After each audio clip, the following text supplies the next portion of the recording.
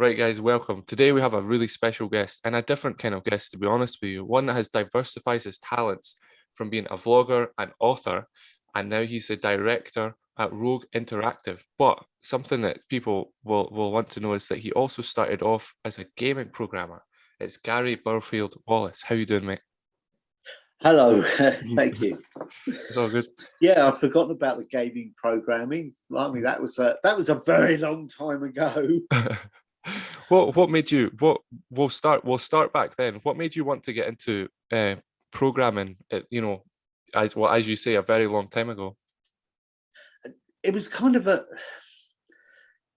I suppose it was the beginning of a way that my life would go, which is I'd find something that would interest me, that would be a hobby, and I would end up making money out of it.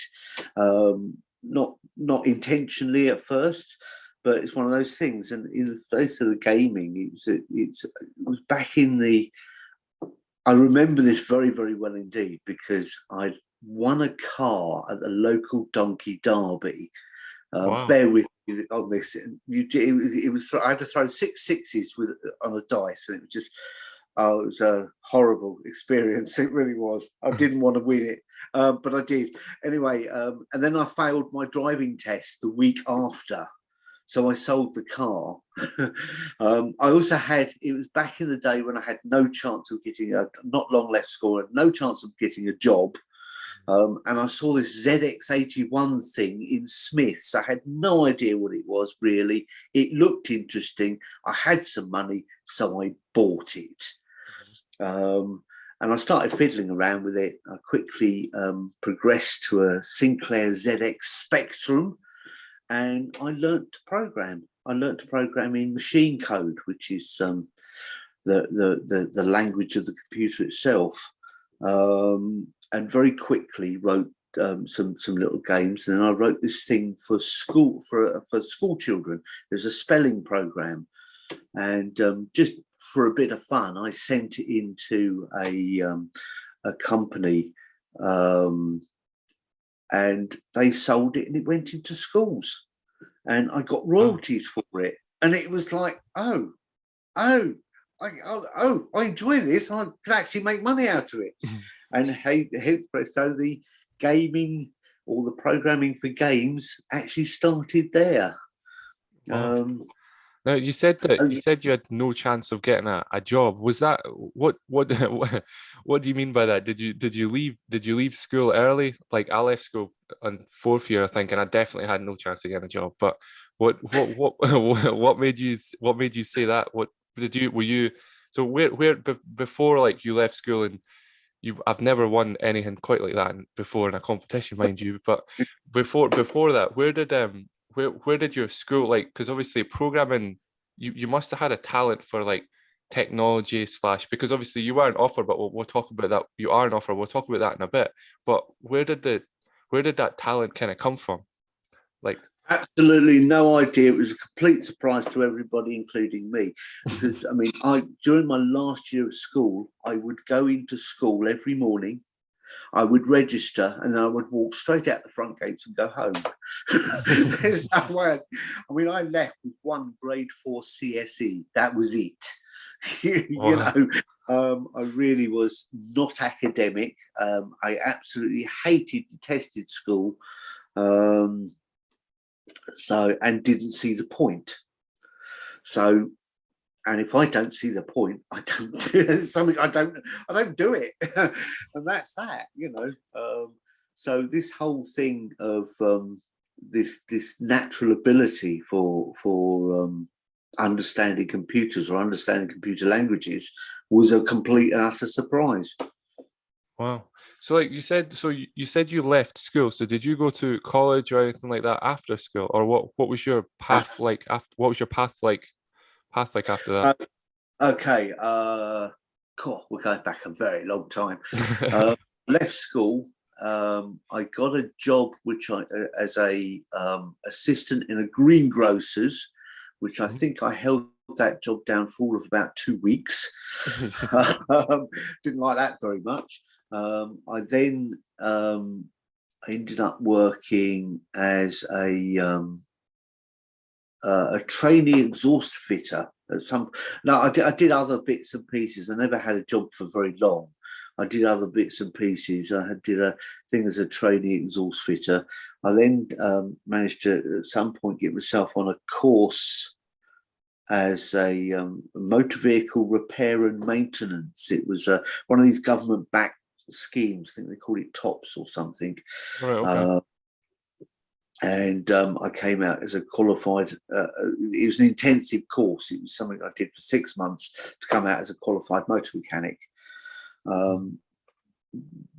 Didn't really, I mean, something I thought I would probably enjoy because I was,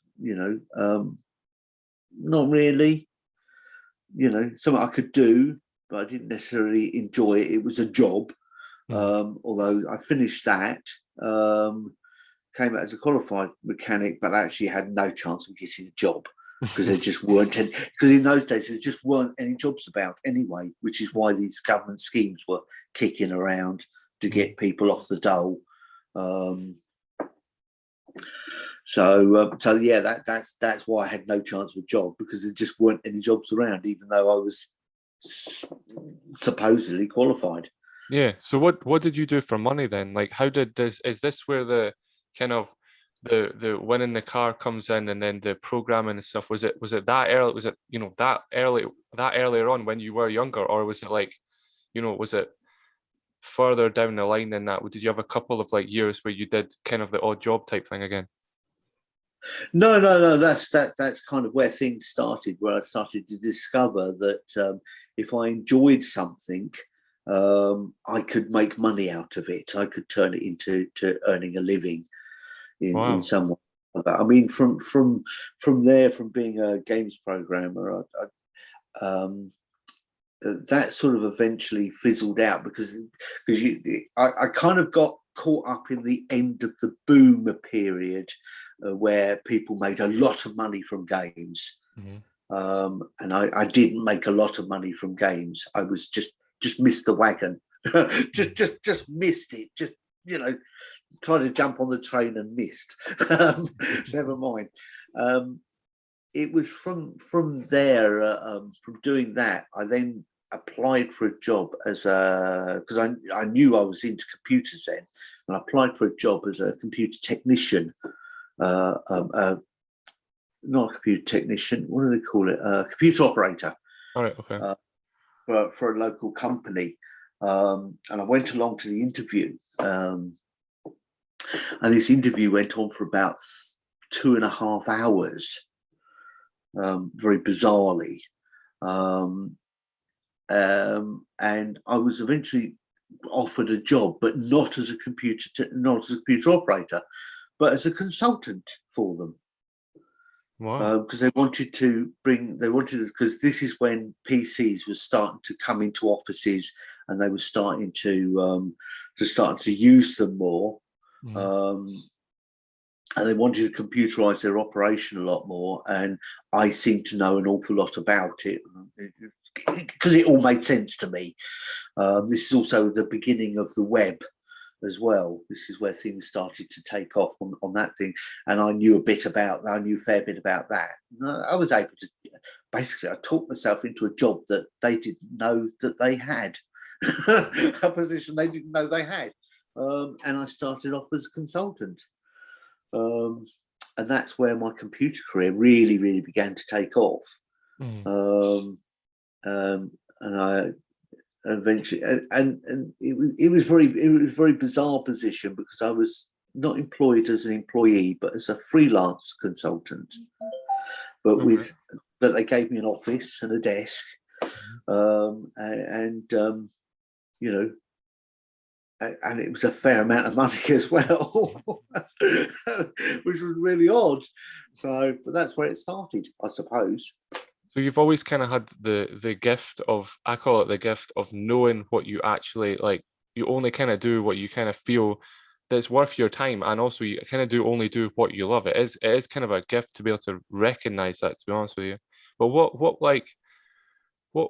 made you jump from computer programming? Because I guess you did, as you said, you did computer program for a long time.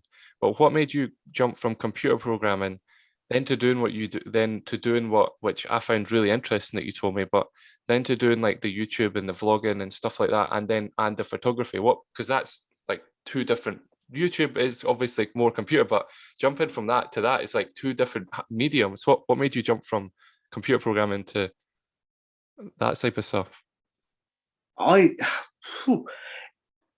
Yes, you're right. I did it for a very, very long time. And eventually, I suppose after many years of doing that, I'll tell you what, the best way I can explain it is to tell you a story, because it was kind of accidental. Yeah, okay, on you go. Yeah. I'm interested. Now you said it's accidental, I'm interested. Right. What happened is I went on we did a road trip. We went to Southern Ireland. I always wanted to go to Southern Ireland. Went to Southern Ireland for the weekend. Decided to drive, so didn't fly. Decided to drive there. So just left with my wife. We were just driving on the M, because I lived in Crawley then. I was driving on the M23. Basically had a 12-hour journey ahead of me. Wow. Pretty much driving the entire time. And my wife made this comment.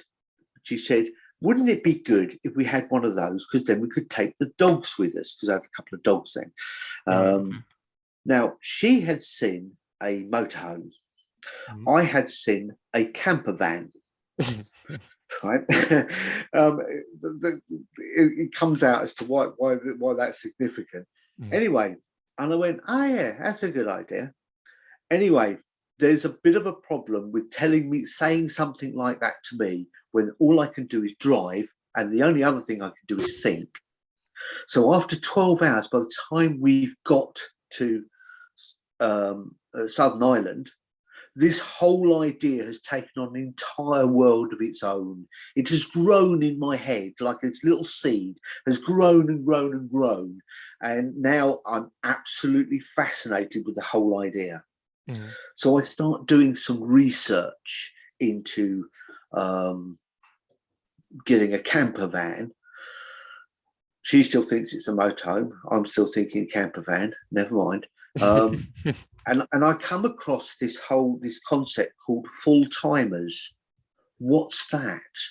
And these are people that have moved into their motorhome or their camper van, left their house and moved into it permanently to live. And I start looking at it and I start realizing, as doing the figures, that it's so much cheaper to live that way. Anyway, short story long, or long story short, within 3 months, I have given up living in a house. We have moved into a motorhome, because by then we've sorted out the difference. We've moved into a motorhome, and we're driving off into the distance, having just like burnt all our bridges, given up the house because I was renting then. So off we went in this motorhome, because I could work remotely, so it didn't matter where I was as long as I had an internet connection. And I went to a lot of trouble to make sure I would always have an internet connection. So had all of that.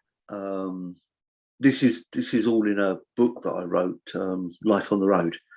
Yeah, I was going to ask you about your offer. Yes. Sorry, I just remembered. So if you actually want to read the story, the first half of the book is hilarious. I mean, the number of things that happened to us and the disasters and stuff like that are absolutely hilarious. But I think it was all down to attitude as well, because I decided that if anything went wrong, I'd laugh about it. I'd find it funny. And I'd fix it, because I've always been a solutions orientated person. So I don't worry about things that are going to happen. I sort the things out that have just happened. I find a solution. not everyone likes my solutions, but hey, that's their problem. I'm happy. I've solved it. So this is what I started. So we started traveling. I started to discover the love of travel, of seeing new places, and over a period of time. And then one of the things that that did discover, and it's brilliant, really, discovered that if you don't have television to watch, especially when we went abroad, because I mean we had a TV in the van, but you know all you could pick up was foreign channels once you're abroad. So there's other things you can do, like you can read.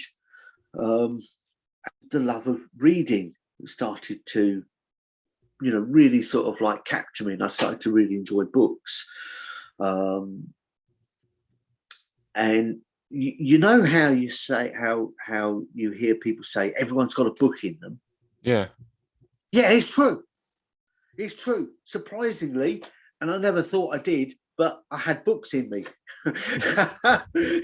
You know, and the first obvious thing was to write about my travels and what's going on. And eventually I moved on through other things, and then I wrote a book called Xantauth, which is a fantasy adventure.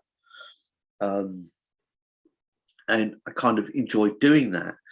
Because the other thing that you do when you travel around is you take photographs. And I'd always sort of like enjoyed taking photographs. I mean, all throughout my life, I'd sort of like had periods where I'd have a few months where I'd be sort of like taking photographs, enjoying it, and then I'd put it away and forget all about it. Didn't bother. But now I started to get a little bit more serious about photography and doing stuff. Because the other thing, in all my research and looking at motorhoming, I sort of discovered YouTube and these other people, these YouTubers. And I thought, oh, that's something I could do. You know, I could help other people with some of the things, because we found that when you travel around, you meet a lot of other people in motorhomes and camper vans and tents and stuff, and you're always swapping stories, swapping ideas. And I found that I was always quite often helping people. You know, people would be out for, you know, like we'd be on a campsite and somebody would turn up with their motorhome that they've never been in before and actually hadn't got a clue how to get the toilet cassette out. You know, so I'd be round there, I'd be showing them how to do it and stuff like that, you know, and you'd be helping people all the time. So I started a YouTube channel. And again, because of my technical skills, publishing and all that sort of stuff was actually quite easy for me. In front of the camera, I was, started off being really awful, actually. Thing is, so you never start off being the best. So I mean, yeah, you say that. But something I'm interested about though is, I don't mean to butt into you, because it's really interesting actually, because you're one of the only people I've spoke to that kind of like their life and the way they've went about that. You've always done what you love, but everything's kind of has that connection to it. Like you went traveling, so you started YouTube, and because you were traveling, it was photography. But then obviously because you were traveling, you didn't have TV. It was, and what I really want to get into is your author, because that intrigues me. But what like, say, like, obviously you're saying you have a good outlook on it, as if you didn't look at problems, you knew they were going to happen, so you'd solve them. Where did that come from? Because most people are like, when problems come out, they get stressed and lose motivation and things like that. So how did you keep your motivation and stuff and keep going after these difficult things were happening? Because that, as you probably know, that could put a lot of people off doing what they want to do. Absolutely. It's I've always been a solutions oriented person. I've also always been a very calm, but I deal with things very well. One of the things that you've probably not picked up is I spent a number of years as a venture scout leader. I then went on to be part of a scout or a scout. It was a search and rescue organisation linked to the Scouts, where I became a first aider. I then moved on to join St John Ambulance, and there was a number of times where I had instances that people would have fallen apart in. For example, there was, and this was nothing, this was when I was with St John Ambulance, so I was qualified first aider, but I was the first on scene of a major accident down in the south. And it was, and literally the vehicles had just stopped, and literally had just stopped moving when I turned up, and they were spread over a large area, and it was about 8 vehicles, and I just took over, and I just did what I was trained to do. And as the various services turned up, first of all, one policeman, and then I spoke to him from that. Sort of like 4 or 5 ambulances were called, the fire brigade were called, the air ambulance was called, based on my assessment of all the casualties. I just dropped back, and it wasn't until afterwards that I drove away. I then excuse me, I then had to pull over because I fell apart. Oh, sorry, man. You know, so I deal with things when they have to be dealt with, and I'm very good at that. And then I deal with myself afterwards. Sorry, it's not like me. No, it's all good. Sorry to hear that. I didn't know that. I mean, but anyway, yeah. As it turns out, I did read in the paper that the one guy that was really badly hurt never made it. Oh. Well, rest in peace, him. Yeah, I didn't really get too much. He was one of the last casualties. He was one of the last cars I went to, and I realised he'd had basically his steering wheel had gone through his chest. And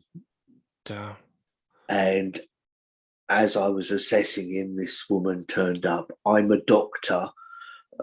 Announced herself as a doctor, and I went, "He's all yours," and walked away. I left the doctor to deal with it because she was eminently more qualified than me. Thank heavens. I mean, I'd cleared his airway and stuff like that, and I was trying to get things sorted out. But anyway, that's neither here nor there. Wow, that's some story. Right.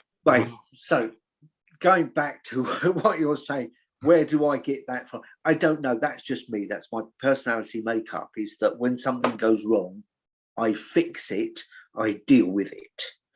Don't worry about it or that. Or yeah, I've come across quite a few people that have had, sort of like problems, things have broken, what they would consider as a major disaster, and they're falling apart, and I've sorted it out. I've gone, no, don't be silly. Look, it goes in this way round, or whatever. And that's it. But that's just me. I just, I suppose I like a challenge. Yeah, you certainly have a different. I mean, it's very different to actually have the guts to go in a motorhome, and because obviously that's quite a different. I don't know how to explain it. It's like a different kind of like way of life, really, technically, you could say. But so with that, did you get any, like, not from you said your wife was with you, not from her necessarily, but did you get any negativity from, because I know what you're going to say and how you dealt with it. You're quite a strong-hearted person, but did you get any negativity from people? And if you didn't deal with it the same way you dealt with the other stuff, how did you deal with it? Well, actually, do you know what? That's the interesting thing, because when I first started looking at sort of giving up the house, giving up everything, and moving into a motorhome, I thought I was struggling to find some catches with it. What's the catch? So I started asking friends, I started asking family and stuff like that, and everyone said, "Yeah, great, go for it. yeah, what a great idea. And I'm thinking, no, please, can you stop being supportive? Give me a reason not to do it. And this was one of the biggest problems, is that everyone was going, yes, what a great idea. I'm thinking, it's not helpful. I need to know why I shouldn't do it. But that's the thing. Couldn't find a reason not to do it. You know, I mean, even if you think about it, right, okay, you're in a vehicle and that's your home, right? Things can go wrong. You're in a house and that's your home. Things can go wrong. There's no difference. Yeah, you know? I mean, you're right. The difference is, and I had this a couple of times. I think I was in where was I? Lake District, and had a fault come up with the engine. So I actually took it to the nearest dealer, explained the problem, explained this was our home, we live in it, and they went, "Oh yeah, we'll sort that out now for you then." Took it out the back, had a look, come back, said it's going to take us about 4 or 5 hours, and they were lovely. They run us into town so we could go walk around the nearest town and go and have a look, get some food and stuff like that. When they were ready, they rang us up. They come and got us, took us back, and bless them, they'd washed all the van and everything as well. You know, it was great. Yeah, it cost a couple £100 to have it fixed, but then again, a new roof on the house would have cost a few thousand or whatever. You know, things will go wrong. Things get broken. So what does it matter? What's the difference? Wow. I mean, yeah. There's, I mean, the way you look at stuff and that is quite impressive. Again, you don't necessarily worry about issues. If something's going to happen, there's no point. It's like when people say that, you know, when they know that a bad thing's going to happen, then they worry about it and they get nervous and they can't stop thinking about it. But that doesn't seem to, I was about to say, that doesn't seem to be the case with you. You don't, if you know something's going to happen, you probably get prepared to fix it. So when it happens, you fix it and then that's it. That's it. It's just, yeah. I mean, I think through things. I think, oh, what if this happens? Well, okay. Well, let's think of a plan. Let's think of a way of fixing that. What if that happens? It's, you know, and it's always about you just find the solution. You don't worry about things, but yet think about them. I'm not saying don't think about bad things that could happen. No, do think about bad things that could happen, but think about how you could solve them. Because then if it does happen, you've already got the solution. I mean, another instance was when I just got, I got a camper van, Mercedes Sprinter. I had a problem with that. Took it into a garage. They couldn't fix it that day, but they were quite happy to let me sleep in the car park in it. Wow. Great, no problem. Well, that's quite impressive. I think a question that people want to know, like that are viewing and listening, then is, okay, that's how you deal with stuff. Has there ever been a time where you've got prepared to deal with something and then it hasn't worked out? Like it hasn't necessarily, you haven't the plan, you had a plan and then it hasn't worked, or necessarily that something has happened that you weren't and you didn't know what was going to happen, rather than, you know, being as strong as you are and knowing you could kind of do something. Oh, there's always surprises. There's always surprises, as things don't always work out the way you expect them. It's just about being adaptable. You know, don't panic. That's the first rule of thumb. Don't panic. You know, don't panic. Sit down, have a cup of tea, think it through, and then action it and deal with it. There's no point, you know. There was somebody I met not so long ago, and they were like one of my dogs used to be, a real panicker. You know, if anything happened, it would be like, oh, you know. And this person was just like that, absolute panicker. And I almost thought it was funny. I didn't laugh. It wouldn't, you know, that would be cruel. I could have done because they were so funny, but that's, you know, and they don't achieve anything. They don't get anywhere with anything. they panic, they shout and scream. But I think they've learned that someone will then sort it out for them by doing that, rather than sort it out themselves. But that's, I think that's just that sort of personality. That's that sort of person. But I'm not like that. I'm a solutions orientated person. If something goes wrong, I fix it, or I find a way. Does that come from your kind of computer background of when you started? Because if something did go wrong in that, you do need to have a solution. You can't just like leave it lying and not do anything. But you do need to have a solution. Does that ability come from that, or have you just genuinely always kind of been like that? No, I think that's just me. I think that's just my personality makeup. I'm just somebody that would just find a solution to things. I don't know. Maybe the programming does help. I think the programming.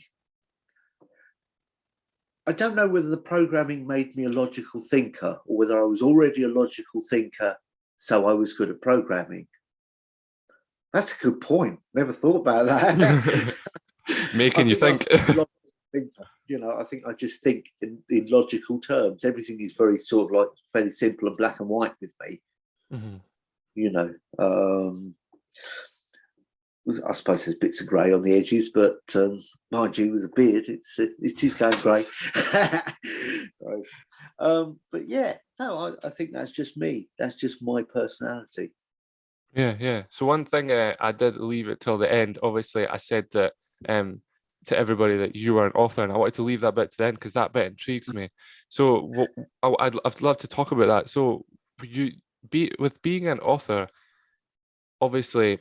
It's a really, really obvious thing to say is that a book obviously has many pages, but it has not necessarily, and I don't mean the number, I mean like pages as in it has meaning behind it and things like that. Have you always kind of like wrote about what means most to you, or is it what you necessarily like, you just thought of something and been like, let me write a story about that type of thing?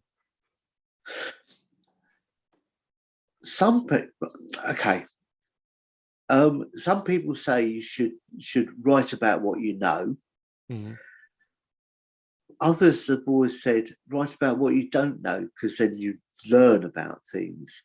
And I suppose it's my book's got some depth in that I wrote about what I knew. I wrote about what I know. I mean, in the first book, in the book Life on the Road, that's about what I know. That's me. That's me telling the story. But my fantasy adventure, well, that's got elements of things that I love and I know, because I like fantasy books. I like fantasy stories. But then there's things in it that I had to do some research on. I had to think about, because it's like there's a monkey in it, and I wanted to get the details of this monkey correct. But in part, it's based on something I knew, because it was actually in part it's based on the macaques in Gibraltar. Oh wow! Which are the apes. They're not monkeys. They're apes. Because there's a difference. It's to do with the tail or not having a tail, and also the place where Talia grows up is based on a place that I know in Italy, or that I discovered in Italy. Wow.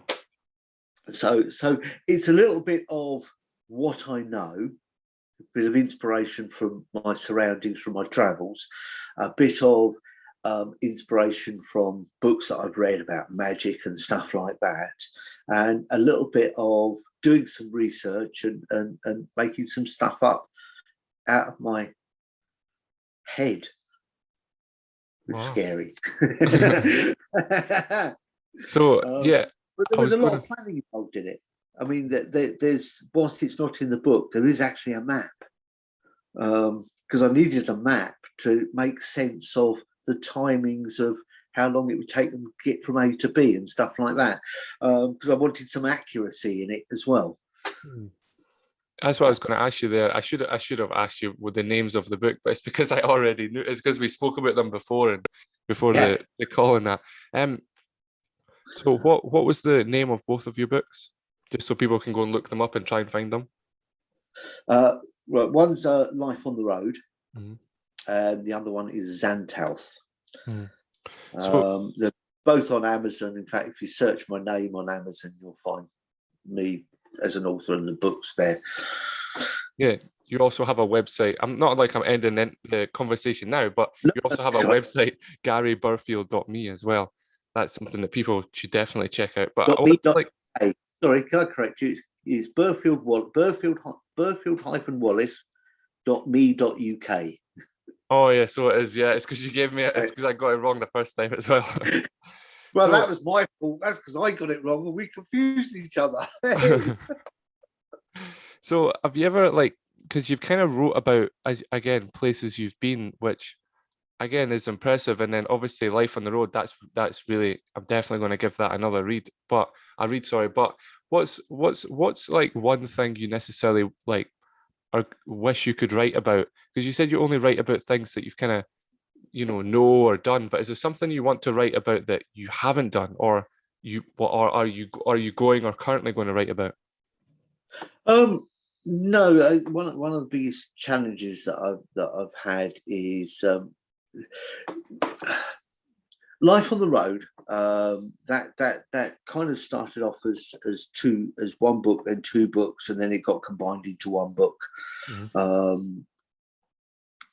And I kind of got the problem with living a lifestyle is when you first start it, it's all sort of like fairly exciting and it's all new and it's all everything else.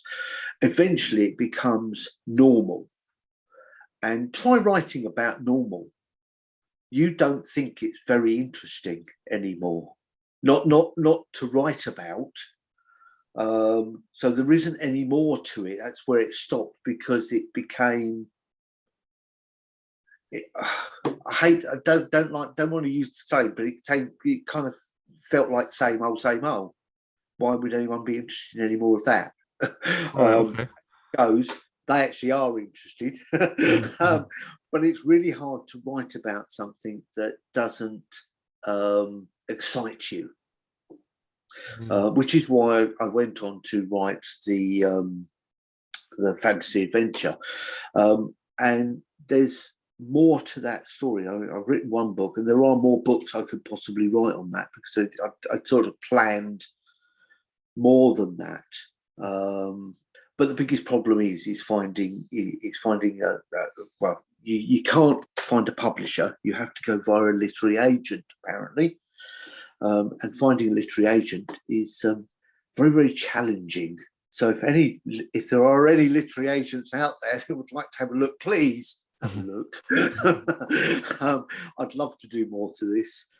Right. So you were saying about like you're wanting to have more books and more books out, but is there like, how sometimes when you like you do too much of one thing, as you said, you do too much of one thing, people don't want to have anything to do with it. Have you ever thought about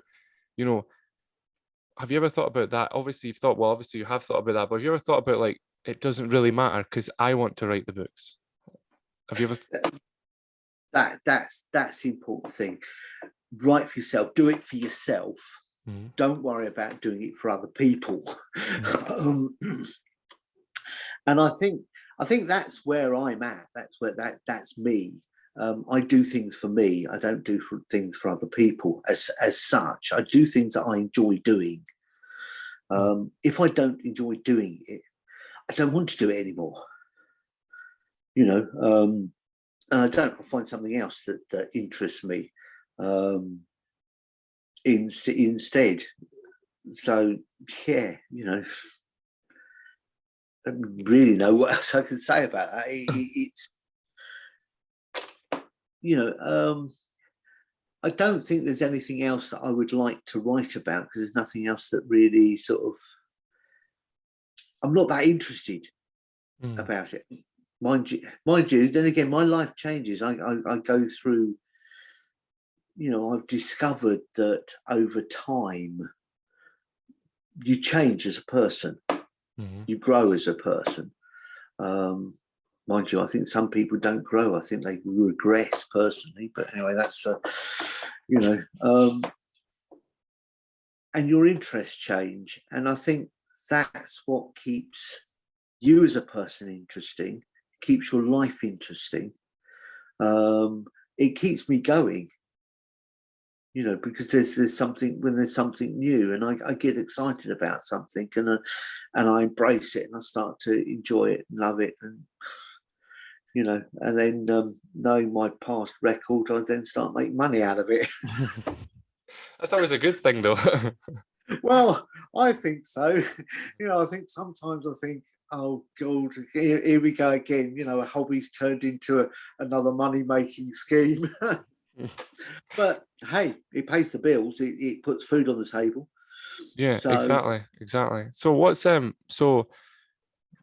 that's it's overwhelming a little bit, because considering you only do what you love, like there's no if so but so type thing.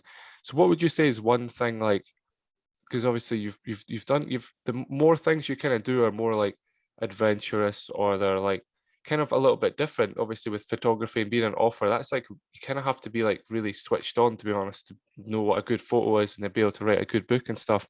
But what's one other thing you would say, like, this is what I want to do now? Or have you not found that one little thing you want to do next yet? No, I'm not quite there yet. At the moment, I'm focusing on my photography. I have to admit, I'm doing a lot of work. I'm doing a lot of stock photography. So I'm taking a lot of photographs, which is going up onto stock sites and stuff like that. I'm focusing on that, and also getting my craft getting better at it. Because there's a lot more to photography than just taking a snap. Because anybody can do that, you know what I mean? Anybody can take a photo. Anyone can do that. But I'm also quite into editing the photographs, and also getting things absolutely spot on, perfect, because I want to be able to sell them through stock photography. And also I get a great deal of joy, a great deal of pleasure out of taking photographs, editing them, and then publishing them. I think if I go out and if I want to take some photographs of something, I don't take one photograph. I take like 30, 40 photographs, out of which I might be happy with 3, out of which I'll edit them and I'll get them absolutely perfect to be publishable. And they're not always accepted. Sometimes the reviewers spot something I haven't seen, or they've misunderstood. I said it's out of focus. Well, actually, that bit's supposed to be out of focus, but never mind. The thing is with photography is it's an art form, so it's subjective. What is perfect to me looks rubbish to somebody else. Well, I actually meant it to look like that. There we go. Never mind. Have you? Because obviously you've always kind of been involved in quite creative stuff. Obviously, gaming designing is creative. Being on YouTube is like a vlogger, like that type of helping people. That's creative. Photography is the same kind of thing. Have you ever done anything with music? I'm quite curious. Have you ever done any music type stuff? Oh, I've tried. I'm not musical. I am so not musical. I'm rubbish. Yes, I've had a go, but it is not my thing. It really, no. Some people have said, well, no. I can clear rooms with my singing. I can make people leave by singing. Trust me, I'm really bad. That's what I was going to ask. What type never go on a road trip with me, because I love to drive and I love to sing along to things. I'll keep that in mind. No. Yes, I get hated very quickly. That's what I was going to ask you. Is it just, so you said music and things like that? You said, sorry, singing and things. Was it just singing, or do you play any instruments, or more important, a better question, sorry, would be, have you ever played any instruments? No. I've made an attempt to learn to play the piano. I've made an attempt to learn to play the guitar. I don't have the patience, really. I think if I'd done it when I was younger, I probably would have been able to, and I probably would have been good at it. My son is a very good guitar player, but he learned when he was young. I think if I'd done it when I was a lot younger, I think possibly yes, but I just don't have the patience to practice. I don't think, I'm not that sort of person to spend hours and hours practicing, and if I fail too many times, I go, that's not for me. There's other things I'm good at that I'd rather go off and do. Yeah, because what did Einstein say? Like, if you keep doing, I'll probably get this quote completely wrong for anybody that's listening, but it's worth an attempt. I'm sure it was Einstein said that if you do the same thing over and over and over again and keep failing, it's the first sign of being stupid, effectively. Like, yeah, I think you're not far off when you quote. I was waiting. It could be way wrong, but yes. I mean, yeah. Yes, no, that's right. Oh well, okay, that's quite encouraging, because that means that I obviously recognise when I'm good, when I'm trying to be stupid. No, I wasn't calling you that. I was just saying in general. That's what that's what he was saying. I've always kind of used that analogy myself. But what's one thing you like? Well, that's a good question. Is what was one thing you wish you were good at then? Like, you wish you could do? Is it something like else creative wise, or is it like something completely different? Actually, funnily enough, I really wish I could play an instrument, because I do enjoy. There's been quite a few times when I've met people, sort of, in van life, when you're traveling around and you meet somebody who can play a guitar. And everyone hangs around, and they're playing the guitar. I think it's great. It's very social. It's very, very pleasant, and it's lovely to hear. So yeah, I'd love to be able to play the guitar, which is why I've had 3 or 4 attempts at learning to play the guitar, but just don't have the patience to do it. Not sure whether I'd ever be that good, but. Yeah, no, I think I've got to the age now where I realise that keep trying to do things that just are taking too long. You're running out of days now, Gary. What'll end up happening is you'll end up getting really good and then drop down dead. Brilliant. That was a waste of time. So I've stopped bothering now. That's one that's one way to put it, but it's true, to be honest. There does come a time where you have to realize that if you're just not good at something, you do kind of just have to like stop doing it, because it's not good. Effectively, a question I really like to ask people is, because it catches them off guard, is that what's your biggest flaw? Like, what's Gary's biggest flaw? What would be my biggest flaw?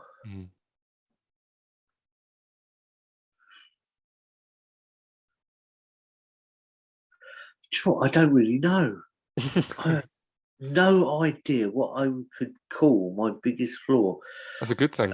I think my biggest flaw is that there are just times where I can be so miserable and snappy, especially with people I love. I think I can. You say that when you're around your loved ones, you can be yourself. And I think sometimes that bothers me, because I can be a miserable old git. I really can. And I can take someone's head off for no apparent reason. In fact, it doesn't necessarily have to be around other people you love. I remember a job I used to have many years ago, and I worked in an office as a programmer, and the boss would call me Gary Grumble, because I was such a miserable soul. Because when I was programming, I was intensely involved. And if somebody come and spoke to me and broke my concentration, I'd take their head off. I would. There was another instance. I actually made this poor girl cry, and all she did was ask me if I wanted a cup of coffee. So yeah, I think my biggest flaw is I can be snappy, miserable old git. Where does that come from, though? Are you able to, because I think something that I don't mind admitting it, I have a little bit like anxiety problems, but like I can identify what makes me be like that. So I kind of obviously, as you know, you can't avoid everything. So you can't avoid it. I just kind of move a little bit. But have you ever like, do you know what makes you go like that, or is it just, as you say, could it just be anything, or was there specific reasons like that? No, it's just red mist. It's literally is that if I'm deeply concentrating on something, and my whole everything is into it, especially if I'm doing something like programming, I quite often hold lots of things in my head at once. I won't write them down or anything; they'll all be in my head. And somebody will say something to me, or something will, there'll be a noise or whatever, and all those things would suddenly disappear. I would go off the handle.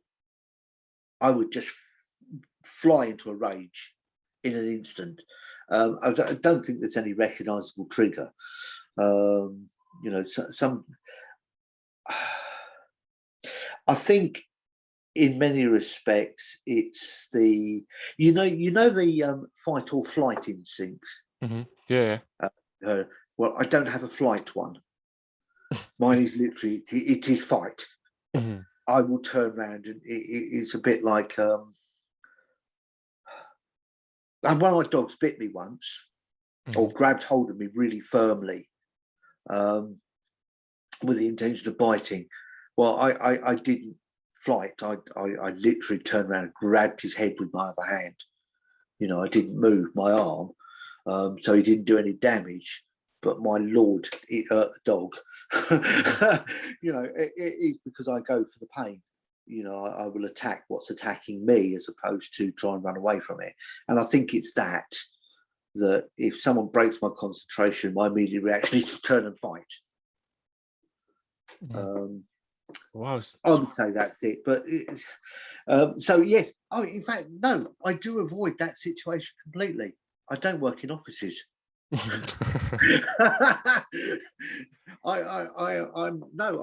not good in an office environment. I find it too distracting. I find everyone moving around and everyone talking and doing things. And why aren't you working? Why are you talking? A dreadful boss. Don't ever have me as a boss. I'm awful. This is, we'd say, a sad story there for the dog, but then that's quite funny. But would you say, like, I know I've just asked you this, and I understand that you don't know what it is, but is it that where did that stem from? Was it over time, or have you always been like, if I'm trying to do something, don't get in my way type value? Or is it, because obviously life, I always say to people, life is like a horse with a blinders on. There's so much stuff happening, but you've blinders on. Do you have that same analogy as well? So like when somebody tries to jump in front of the horse, for example, it kicks back. Is that the same with you? Because somebody gets in your way, in the sense of when you're doing something you really want to do you just have that, well, I know you have that fight or flight instinct, but has that started, has that only been gradually coming on, or have you always been like that? As a child, no, I'd say it wasn't. As a child, I was very sort of like, it was all, I don't think I had a fight instinct in me at all. It was flight. It was literally, I'd stay out the way. I would hide. I would not have, somewhere, and I don't know where, at some point in my life, it switched. And I think, because I was bullied as a child, bullied a lot at school. Sorry, one of the reasons I didn't really want to go to school. One of the reasons I hated school, because I was bullied. So was I, to be, if I'm being 100% honest. I feel you on that one. Yeah, and I think at some point I discovered that I didn't have to be bullied. I could fight. And I think I can't even remember where I discovered it or how I discovered it, but at some point it suddenly changed, and suddenly I would not tolerate anything like that at all. Even now, I won't see someone being bullied. You know, I will step in with unnecessary levels of violence if necessary. No, really, I won't tolerate that sort of thing at all. Very, very anti it. But I can't put my finger on when that changed for me. It suddenly changed somewhere, and I don't even know why. I just know now that I have no fear. Wow. Yeah. Wow. I think something that's really impressive. Yeah. Things don't frighten me. I literally have no fear. You know, one of the things that I've spent a lot of time trying to, because I've lived and worked with dogs pretty much all my life. Oh, okay. And one of the things that I try and teach people is that you'll never get bitten if you show no fear, because they will. I've had dogs that will capitalize on fear. You know, they will make the move. And a lot of people are, oh, I'm frightened of dogs. Don't show it. Don't show fear. That's a good analogy for life as well, though. Like life in general. Oh, absolutely. Absolutely. Actually, no, I do. There is one thing I'm frightened of. There's one thing that I have, and I will leave a room, an area with extreme speed over this. Okay. And that's a black and yellow jacket. What? A wasp or a bee, and I'm gone. I was about to say, do you mean a policeman or a security guard? And you're like a wasp or a bee? A wasp or a bee, and I'm gone. Absolutely hate the things. I think what it is because they can get me before I can get them. And on that basis, I ain't playing. Anything else, you know, I'll front it up. I don't care whether it's a tiger, a lion, a rhinoceros, whatever. I don't care. I'll give it a go. But a wasp or a bee, no chance, I'm gone. They can get me before I can get them. So, that's that's funny. What's one thing like? Well, in fact, yeah. To be honest with you, you are quite funny. So, have you ever thought about not necessarily? And I'm not talking about like comedy type stuff, but have you ever thought about writing something that has to do with being funny, as in like, or even like a funny story, or like, have you ever thought about writing for somebody? But I guess if you could, because that's the next kind of step, because you have all like these, you have like this creative nature about you, and then you have like you only do things you enjoy. So, and you obviously enjoy writing, and personally, and I've only met you today, and you are quite funny, I personally would say. So have you ever thought about like maybe writing, not necessarily being like a comedian or nothing like that, that's a bit of a different thing, but even writing maybe a funny book, or maybe like a funny story, well, a story, and I suppose, because if you can write a book, but a story, writing a story is like more like meaningful in that. Have you ever thought about doing something like that? That's a very good point. Are you talking about just writing or being a ghost writer? Writing yeah. For That might be quite an interesting challenge. Actually, that might be quite good fun. Yeah, and I could take some amusing slants on people's stories or people's lives. Maybe an autobiographer, and take to seeing the amusing side of things. I do try and see the amusing side of things. Quite often, things in life do amuse me greatly. Funny what you're saying about writing funny stuff. I don't always see it as funny, and apparently my Life on the Road, the first half of the book, people have said to me, it's absolutely hilarious. I don't quite see it as absolutely hilarious. It's just, it is what it is. I didn't think it was that funny, but everyone thinks it's funny. You say I'm quite funny, I'm quite amusing. I don't think I'm that amusing, but anyway. You are, yeah. I was having I'll admit it to everybody else. I've been having a tough few days, and I have to say, I interviewed somebody yesterday, and he definitely gave me some great advice. And then, speaking to you today, and that you definitely have cheered me up. So I appreciate you. Both have really helped, to be honest with you, and everyone else, obviously. Yeah. But these two, yesterday and today, was having a rough day, so I appreciate that. But what would you say it's like? Because obviously obviously you kind of have like as I've said multiple times, a creative nature. So, but that has to be quite inspiring for others as well. But what necessarily keeps you inspired every day, like for waking up every day? What keeps you what keeps you inspired and keeps you going type thing? Crumbs. That's a question. That's a really good question. Some days I do wonder. Some days I really don't want to get out of bed, and I just really, I do have down days.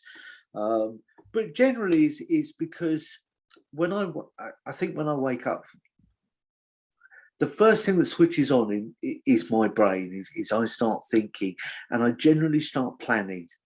I start looking towards either I've got something to do, I've already got something to do today, and so I will immediately start planning it, and what I'm going to do. And I think it's just that planning, that looking forward to that sort of, I'm always wanting to do something. I'm not the sort of person that can sit down and just watch TV all day, or the sort of person that can sit down and do nothing. I've got to do something. I've got to find something to do. I think that's just me, and that's what motivates me, what keeps me going. It's always looking for something new. And if the biggest problem, if I've got a new thing to do, a new hobby, a new excitement, whatever, then I'm up early. I'm an early bird, but I'm up even earlier. I can't sleep because I'm sort of like, I want to go and do this. I want to get on. I've got it all buzzing around in my head, and I'm going to get on and do it. It's exciting, and that's me. I'll go to bed early. I'm a in bed quite early person, but I'm up early. Even throughout all my programming days, I would get a day's work done before anyone started work. Before 9 o'clock in the morning, I'd get all my work done. I get my day's work done before 9. Because I found that was the best time to do anything, because there was no one to bother me. The phone didn't ring. Everyone else in the house, if I was in a household with other people, as the kids or whatever, they were still all in bed. Everyone was asleep, and I could just do my thing, with absolute focus. And I think that's what motivates me. Come the end of the day, I'm far less motivated. I'm sort of, I can watch telly for a bit, then I want to just go to bed. I'm shattered. What's your 5? What's so something that I'm personally intrigued about, to be honest with you, is you've never had the kind of, obviously anybody that does have 9 to 5, and I constantly say this, and when I say this to people, good for you if that's what you want, but necessarily the people I speak to aren't like that. So what's yourself like? What made yourself want to have this this adventurous kind of lifestyle, and just, to be honest with you, an incredibly great one, and different. But so what because that's obviously not 9 to 5. So what was the thing that you were like, I don't want this 9 to 5 stuff, I want to do this type of stuff? What was, because there has to be something in you that made you want to do that. Was it your creative mind, or was it like something completely different? I think there's a great quote you just reminded me of, and I think it was Sir Winston Churchill that said that every now and then some people will come across an opportunity, will fall over an opportunity. Most people will just get up, dust themselves down, and carry on as if nothing happened. Now, I'm not that sort of person. I'm the sort of person that will be always looking out for something new, something exciting, an opportunity, whatever. Mm-hmm. Right. So, which is why I'm not a 9 to 5 person. Now, you're right. I think people that do 9 to 5 jobs, or that do things that don't interest me, work in a shop, or work in a restaurant, or whatever they do, all their jobs, a waitress or a waiter, and I admire them, and I am grateful that they want to do that, because it makes my life easier. If I go to a restaurant, it's nice to have someone waiting on me. That's nice, and I appreciate that. It's not my thing. Probably why I appreciate it more than what I do. But I'm not that person. I'm somebody that wants to that's looking for something new all the time. Never miss an opportunity, which is why when I got your invitation, I thought, oh, that sounds exciting. This is something new, something exciting. Let's do this. That's exciting. It's something different. I appreciate that. Thank you. So, and to be honest with you, you've made me look at my life from a slightly different angle, and I thought, well, actually, I've had a good life, haven't I? It's been rather good. Oh, I didn't realise. So thank you. It's so good. I honestly thought you were going to turn around and say something like, "You made me look at my life this way," and I'm, oh no, I felt like, oh Jesus, what have I just done? No, not at all. You've made me realise that there's times when I think everyone gets depressed, everyone gets down, and I'm one of those that I do suffer from depression from time to time, and Sorry to hear that. Sometimes it's over the most stupid things, but anyway, and it becomes very difficult to look positively when you're in that state. It becomes very challenging, and something like this is great because it makes you talking to somebody else. I've always thought that when I'm depressed, that when I'm fed up, that talking doesn't do any good whatsoever. Just realised I'm wrong. Oops, got that wrong. I've just dawned on me how wrong I am on that score. So you said that your depression gets up for if you don't mind me asking this question, obviously, but yeah, your depression gets up over stupid things, but it's not stupid things though. That's the thing. Is so I don't think you should think if I can give you any advice, I don't think you should ever say that. I think like you may think it shouldn't get you down, but it's sorry. All right, I'll rephrase that. Over trivial things. That's better, yeah. That's better. Yes. Sorry. When I say stupid things, I mean trivial things. Yeah. So sorry. I was trying to make you feel better there. But no, you're right. Something that people will be like curious about in that is that because obviously you do have quite, as I've said before, quite an adventurous life. It's like it's different, and obviously being different is the best way to be. 100%. I couldn't agree with that myself more there. But what's I've never asked you this, and I know, and there was a reason, I didn't ask you this before because I want to hear your answer for the first time now. But what's one thing you're like, I wished I did that, or I'd wished it happened this well? In fact, what's one thing you'd wished you did, and then what's one thing you'd wished that had happened? If that makes sense, if I'm making sense there. The one thing that I have always had a dream of doing that I have never done, and I can now never ever do, and that is I've always wanted to fly in a jet off an aircraft carrier. Wow. I know that sounds rather odd, but it has actually always been a dream of mine to actually, because I understand a bit about flight and everything else, and I used to love going on roller coasters and the G-forces and everything else. But just to fly off an aircraft carrier the amount of thrust and force involved in doing that must be awesome. Must be so cool. And I've always wanted to do that.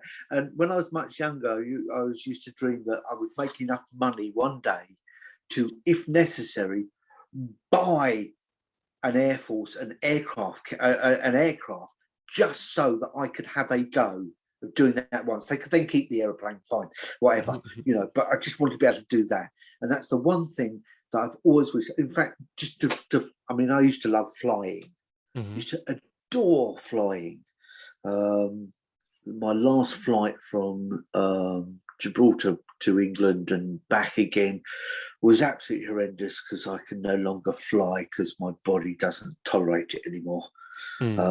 It's the low oxygen levels because I have health issues now, and if I was to actually get in an aircraft that could accelerate at that speed, it would kill me. So that's a dream I've had to forget about now. Yeah, well, I think so. Long time. You've done plenty of other great things, to be honest with you. Like not trying to big, just being brutally honest, to be 100%. But I think something that because I'm curious with yourself, to be honest with you, because you have because of your the life you've led in that, I think that, and you're leading, I should say, I think that who was like maybe one person, we'll say one, I always ask this, one non-celebrity, and then one kind of hypothetically one celebrity that could be literally anybody that you kind of look up to, like maybe when you were younger, or even just now, just like anybody in general, or majority when you were younger, like when you had this, when you were traveling and when you had this, great adventurous career. Crumbs. One non-celebrity. I really I can't think of anyone as a non-celebrity. I've had lots of people come through my life, and I've had lots of friends that I've made, and we've moved on.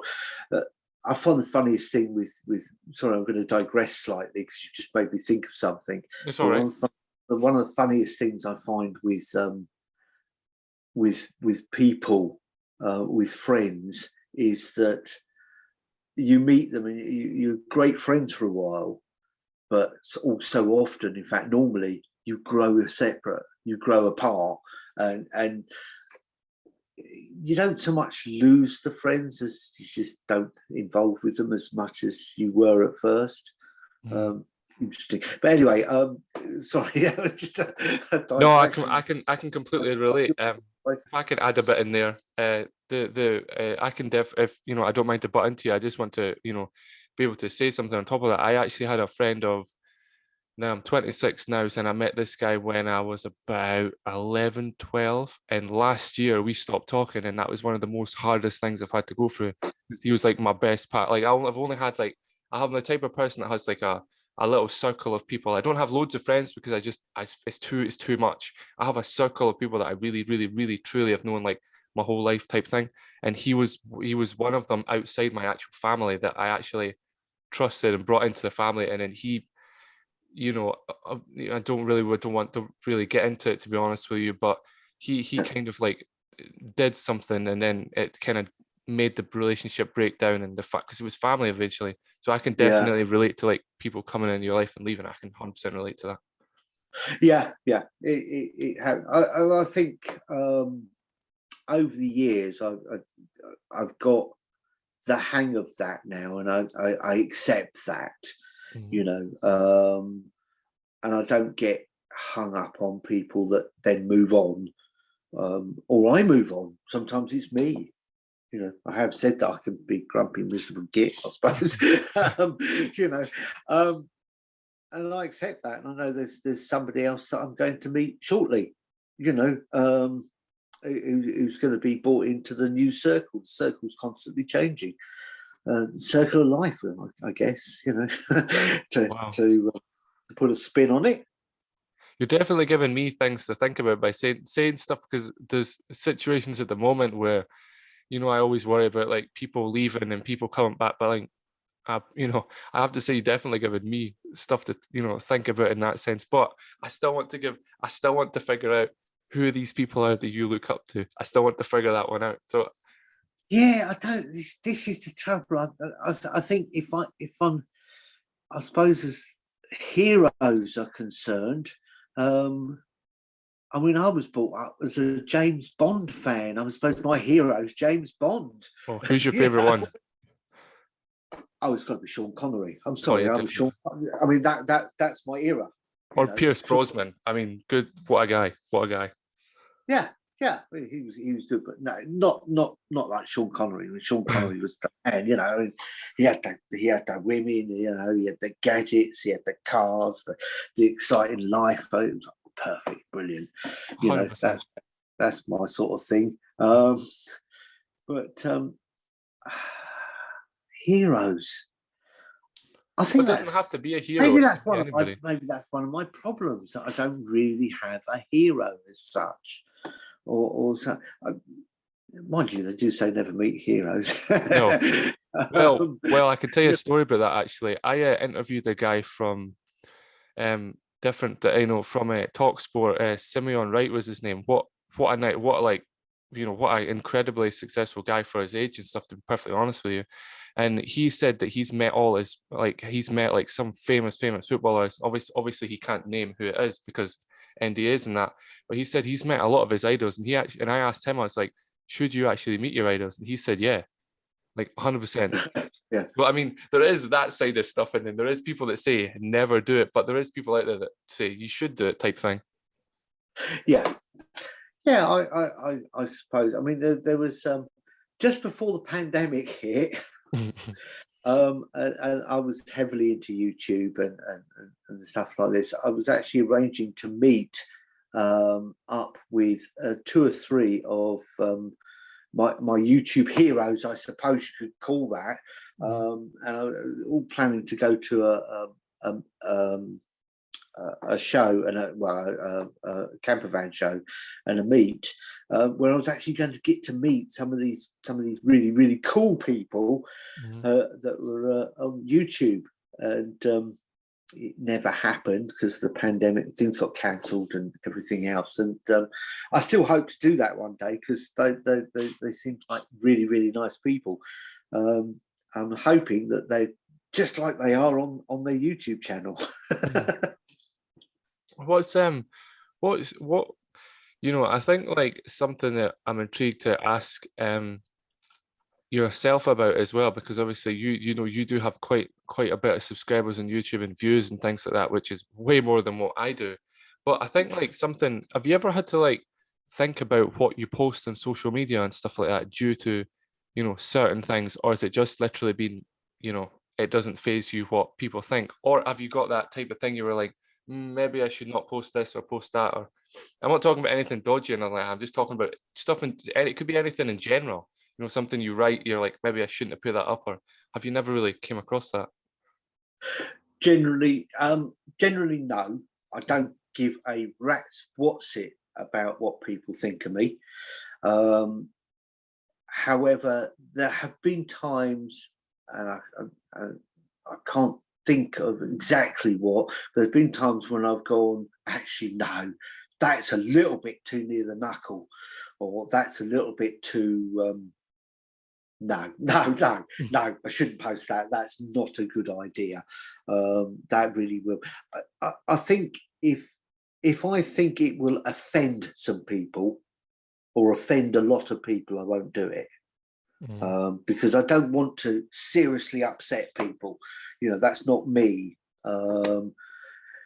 However, if just being me, somebody finds that offensive, or that's their problem. But I'm not going to go out my way to purposely offend people, or even accidentally offend a lot of people. If I'm going to say something way off the mark, then no, stop. Think about it, don't post that. Or if I've just been an absolute complete in front of the camera then no, I'm not going to post that because I'm sorry. I've just watched that back and I'm sorry, I look very, very stupid. There are limits. You know, you have to have certain limits. And I must admit, some of my early YouTube stuff, I'd like to pull that and take it away. It's embarrassing. But then again, you know, it's, and I think when you watch a lot of other YouTubers and they look back on their early stuff, they say exactly the same thing. And yes, they're absolutely awful because that's how you learn. And I think it's good to leave stuff like that up because everyone needs to learn. And it's nice to see, it's nice for people that are just starting to learn. That's, you know, that's fine. What you're doing is right. Yes, look awful. It's fine. It's okay. You know. Well, I want to say a huge thank you for your time, because what a interesting, thought-provoking conversation we've had, and I'm sure people will really value this, because it's, as people can probably tell, I get taken back when I speak to, you know, these type of people that are driven and are, you know, just different than people, because I admire difference in people. Like, I don't necessarily admire money. That doesn't, money comes, money goes, you know, whatever. Or I don't admire fancy car. I like cars, but I don't admire that. What I do admire is people that are willing to be different. So I do want to say a huge thank you to yourself for your time and this Tuesday morning. I really want to say thank you. Thank you. No, and thank you very much for choosing me and interviewing me. And I've learned a lot from this as well. So, and I wish you all the best in the future with your channel and your podcast. And yeah, I'm a subscriber, by the way. I haven't actually been managed. I'll be honest with people. I haven't been managed to get into that type of stuff. So I definitely will go on after this and see if I can get. And every time I go on my subscribers, it tells me what number I've got, and then it's like it never ever tells me who it is. So I'm going to need to figure something. I'm going to need to figure. I'm still not good with that type of stuff, to be honest with you. So I'll figure it out eventually. But what I want to say is that, have you got, well, obviously I know you have social media and I know you have YouTube, but do you want to tell everybody so they can, you know, go and follow you and they can, you know, subscribe to your channel and stuff like that? So, what my subscription detail? Well, actually, if you go onto my website, Burfield-Wallis at me.uk, that tells you a little bit about me, and right down the bottom is all the social media icons. Just click on them and which will, so if you want to, otherwise search my name, Burfield-Wallis. Yeah, it literally comes up straight away, people. That's what I did as soon as I realized that. That's it. Comes up as like the first thing. Yeah, fortunately, I've got a fairly unique name, so you do. You know, other than my son's, it's yeah, it'll be me. So what's one thing you want to tell people before we just to finish on like a, we've finished on a nice note anyway, but what's one thing you want to tell people just to finish on a note that necessarily want to go and do what you did and want to follow their dreams versus doing the normal kind of like 9-to-5 job? What's one thing you want to tell people? Be brave, just do it. I know that sounds really easy, and it's not, and for some people it's really, really difficult, but you need to just bite the bullet and just do it. You won't regret it. If it's your dream, if it's your passion, or even if you think it might be, just do it. Just try something. Just try. If it goes wrong, you can go back to doing what you were doing, but the chances are it won't go wrong, or it won't go that badly wrong, and your life will be so much better for just doing it. And on that note, I want, again, what great advice, and I want to say a very thank you to everybody that watched, and I'm sure you guys will definitely go and follow Gary on social media. You'll definitely check his website out. Again, everything, all his social media, his YouTube and stuff, again, as always, guys, will be in the bio. It always is. But again, I want to say, like, comment, subscribe. Thank you very much for watching. And Gary, I really hope you have a nice day, and I thank you for your time. Thank you very much indeed. See you later on.